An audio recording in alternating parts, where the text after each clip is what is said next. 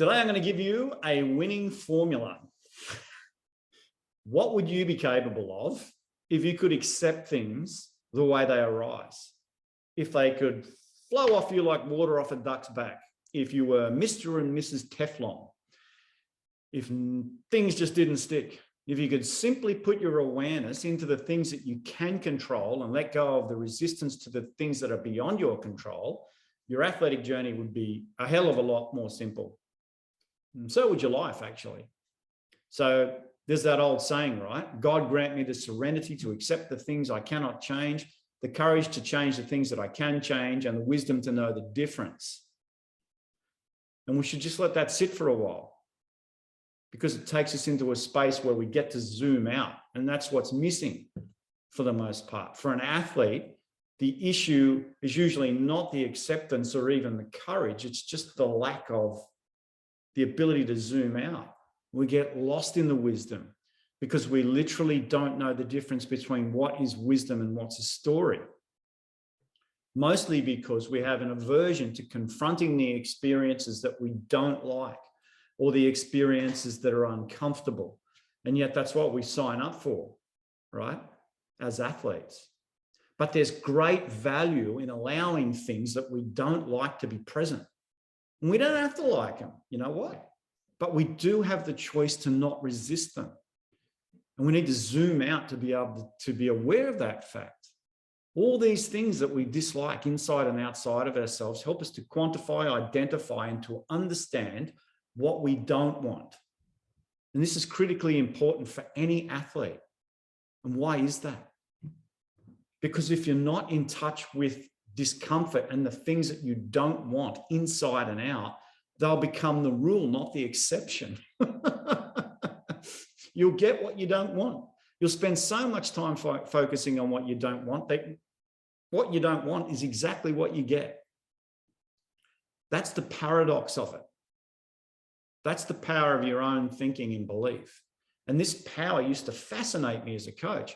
I saw it so powerfully in some athletes and often felt quite unable to help, which is a vulnerable thing for a coach to say, but there you have it. I'm sure plenty of other coaches would admit to that.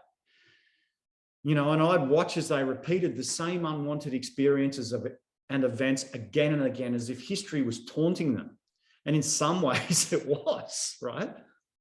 History repeating itself, what we don't want repeating itself.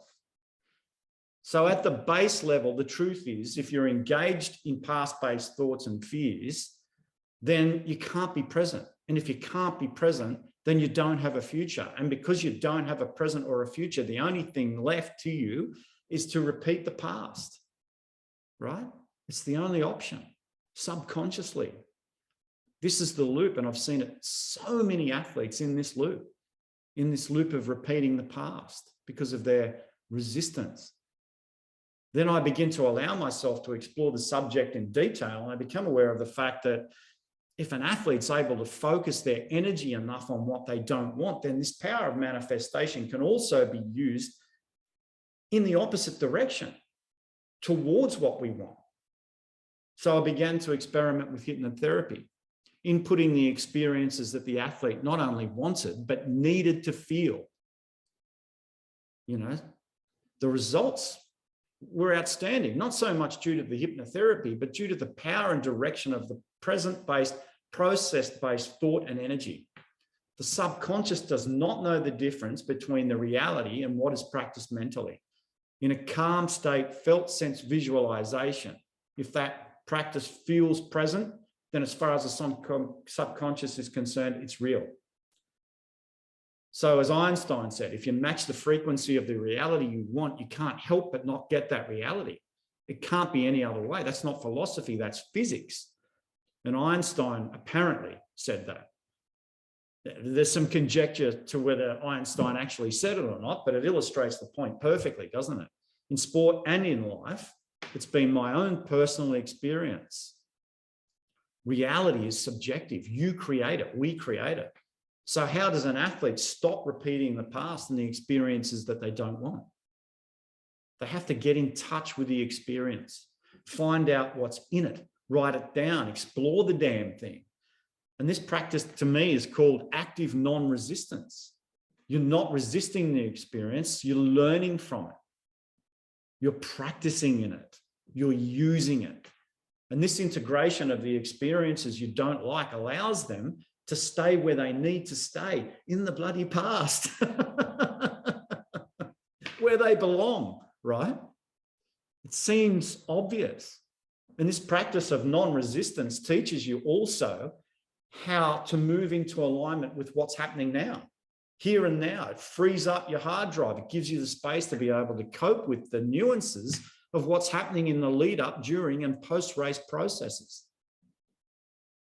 Gives you some space. Presence takes care of your performance because it's pure non-resistance. Acceptance, focus, all rolled into a natural human function called experiences. Not to be confused with thought. Thought is rarely about the present moment. If you've thought it, it's past. It's already gone. The thought's already in the past. So if you're resisting the experience with past-based thought, then you're out of touch with the reality of the here and now. And if you're out of touch with the reality during a performance, the performance is going to bite you in the backside and send you packing right back to where you came from, the past. You don't want to be in the past. You want to think about the future and the present moment.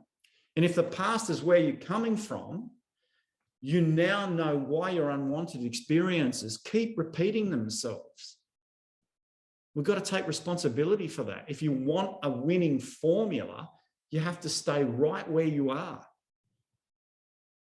And you have to rewire those synapses in your brain that are still stuck in the past, that want to replay the past, that want to go through the catastrophes, that want to go through all the bad things that happened.